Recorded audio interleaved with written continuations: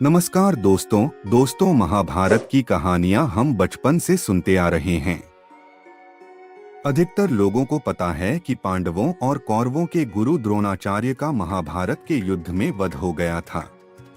युद्ध में राजा द्रुपद के बेटे धृष्टद्युम्न ने द्रोणाचार्य का सिर धड़ से अलग किया। क्या आपको पता है कि द्रोणाचार्य के वध के पीछे की सिर्फ युद्ध ही नहीं बल्कि कुछ और भी वजह थी, और वह वजह थी बदले की भावना। दरअसल महाभारत में पृषत नाम के एक राजा भरद्वाज मुनि के मित्र थे। उनके पुत्र का नाम द्रुपद था। वह भरद्वाज आश्रम में रहकर द्रोणाचार्य के साथ ही शिक्षा ग्रहण करता था। उस समय द्रोण और द्रुपद अच्छे मित्र थे। बात बात में ही एक दिन द्रुपद ने द्रोणाचार्य से कहा कि जब मैं राजा बनूंगा तब तुम मेरे साथ रहना। मेरा राज्य, संपत्ति और सुख सब पर तुम्हारा भी मेरे समान ही अधिकार होगा। जब राजा पृषत की मृत्यु हुई तो द्रुपद पांचाल देश का राजा बन गया। दूसरी तरफ द्रोणाचार्य अपने पिता के आश्रम में रहकर तपस्या करने लगे। उनका विवाह कृपाचार्य की बहन कृपि से हुआ। कृपि से उन्हें अश्वत्थामा को जन्म दिया। एक दिन दूसरे ऋषिपुत्रों को देख अश्वत्थामा भी दूध के लिए रोने लगा, लेकिन गाय न होने की वजह से द्रोणाचार्य उसके लिए दूध का प्रबंध नहीं कर सके। इस बात से उन्हें बहुत दुख हुआ। जब द्रोणाचार्य को पता चला कि उनका मित्र द्रुपद राजा बन गया है, तो वे बचपन में किए उसके वादे को ध्यान में रखकर उससे मिलने गए। वहां जाकर द्रोणाचार्य ने द्रुपद से कहा कि मैं तुम्हारे बचपन का मित्र हूं। द्रोणाचार्य के मुख से ये बात सुन राजा द्रुपद ने उनका अपमान किया और कहा कि एक राजा और एक साधारण ब्राह्मण कभी मित्र नहीं हो सकते। राजा की गरीबों से दोस्ती नहीं हो सकती। द्रुपद की ये बात द्रोणाचार्य को अच्छी नहीं लगी और वे किसी तरह द्रुपद से अपने अपमान का बदला लेने की बात सोचते हुए हस्तिनापुर आ गए। यहाँ आकर वे कुछ दिनों तक गुप्त रूप से कृपाचार्य के घर में रहे।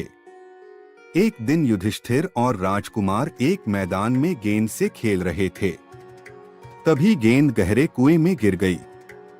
राजकुमारों ने उस गेंद को निकालने की काफी कोशिश की, लेकिन वह नहीं निकली। राजकुमारों को गेंद निकालने का असफल प्रयास करते द्रोणाचार्य देख रहे थे। उन्होंने राजकुमारों से कहा कि मैं तुम्हारी ये गेंद निकाल देता हूँ, तुम मेरे लिए भोजन का प्रबंध कर दो। द्रोणाचार्य ने अभिमंत्रित तिनकों के मदद से कुएं में से वह गेंद निकाल दी। राजकुमारों ने जब ये देखा तो उन्हें बड़ा आश्चर्य हुआ। उन्होंने ये बात जाकर पितामह भीष्म को बताई। सारी बात जानकर भीष्म समझ गए कि जरूर ही वे द्रोणाचार्य ही हैं। भीष्म आदर पूर्वक द्रोणाचार्य को हस्तिनापुर लेकर आए और उन्हें कौरवों व पांडवों को अस्त्र विद्या सिखाने की जिम्मेदारी सौंप दी।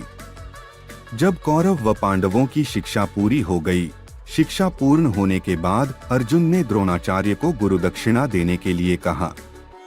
द्रोणाचार्य ने गुरुदक्षिणा में पांचाल राज्य पर आक्रमण करके द्रुपद को बंदी बनाकर उनके सामने लाने की मांग की। अर्जुन के नेतृत्व में पांडव और कौरवों ने पांचाल पर आक्रमण किया और द्रुपद की सेना को हराकर उन्हें बंदी बना लिया। फिर वे द्रुपद को द्रोणाचार्य के समक्ष लेकर आए। द्रोणाचार्य ने अपने अपमान का बदला ले लिया। हालांकि द्रोणाचार्य चाहते तो द्रुपद को हमेशा के लिए बंदी बना लेते या जंगल में छोड़ देते, मगर उन्होंने ऐसा नहीं किया। उन्होंने आधा राज्य अपने पास रख लिया और आधा राज्य द्रुपद को वापस दे दिया। द्रुपद के पास आधा राज्य तो वापस आ गया, लेकिन वे जनता के सामने मुंह दिखाने लायक नहीं रहे। अब राजा द्रुपद के मन में बदले की भावना आ गई। द्रोणाचार्य को कुरु राजवंश का समर्थन था, इसलिए वह उनका बाल भी नहीं बांका कर सकते थे। कहते हैं कि द्रोणाचार्य का काट ढूंढने के लिए उन्होंने एक महायज्ञ करवाया। उसी यज्ञ की अग्नि से एक तेजस्वी बालक का जन्म हुआ। उसका नाम धृष्टद्युम्न रखा गया। कहा गया कि द्रोणाचार्य धृष्टद्युम्न के हाथों ही मारे जाएंगे। महाभारत के युद्ध में द्रोणाचार्य कौरवों की तरफ से लड़े और द्रुपद ने पांडवों का साथ दिया। भीष्म के शरशया पर लेटने के बाद 11वें दिन के युद्ध में कर्ण के कहने पर द्रोण सेनापति बनाए जाते हैं।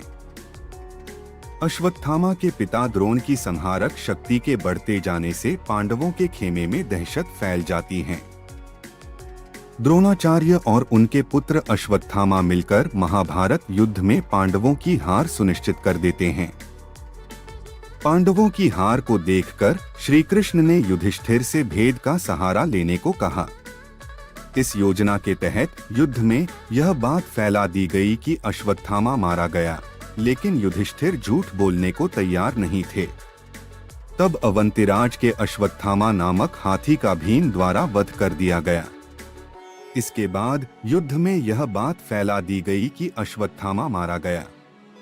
जब गुरु द्रोणाचार्य ने धर्मराज युधिष्ठिर से अश्वत्थामा के मारे जाने की सत्यता जानना चाही तो उन्होंने जवाब दिया, अश्वत्थामा मारा गया, परंतु हाथी। श्री कृष्ण ने उसी समय शंखनाद किया, जिसके शोर के चलते गुरु द्रोणाचार्य आखिरी शब्द परंतु हाथी नहीं सुन पाए और उन्होंने समझा मेरा पुत्र मारा गया।